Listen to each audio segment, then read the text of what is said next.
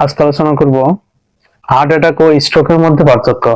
অনেকে মনে করে থাকে যে হার্ট অ্যাটাক এবং স্ট্রোক দুটো হয়তো একই জিনিস, কিন্তু আসলে না। দুটো সত্যি ভয়ঙ্কর রোগ, তারপরেও কিন্তু আলাদা আলাদা সিমটমস বহন করে। প্রথমে জানবো হার্ট অ্যাটাক আসলে কি।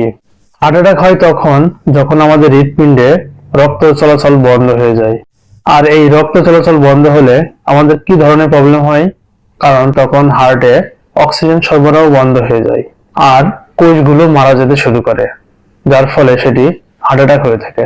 হার্ট অ্যাটাকের কিছু লক্ষণ আছে যেগুলো দেখে আপনি বুঝতে পারবেন, যেমন বুকে ব্যথা অনুভূত হওয়া, শ্বাসকষ্ট অনুভূত হওয়া, আপনার শরীরে অতিরিক্ত ঘাম ঘনীভূত হওয়া, বমি বমি ভাব হওয়া, এবং আরেকটা জিনিস পরিলক্ষিত হয় সেটি হচ্ছে হাত বা কাঁধে ব্যথা ছড়িয়ে যাওয়া।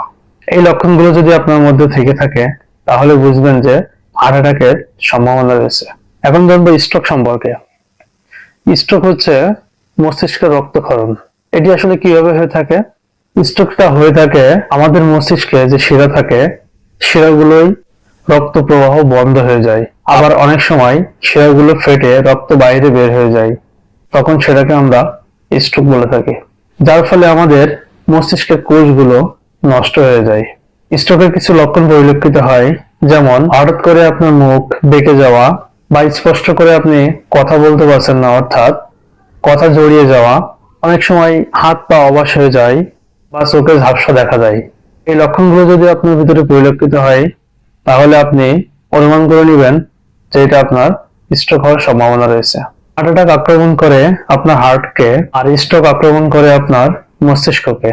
এই দুই ক্ষেত্রে যদি আপনি দ্রুত চিকিৎসা না নেন তাহলে কিন্তু আপনার জীবন নাশের ঝুঁকি রয়েছে অনেকাংশে। সব সময় উপরিক্ত লক্ষণগুলো যদি পরিলক্ষিত হয়, বাসায় না থেকে একজন রেজিস্টার্ড চিকিৎসকের পরামর্শক্রমে পরবর্তী পদক্ষেপ গ্রহণ করবেন।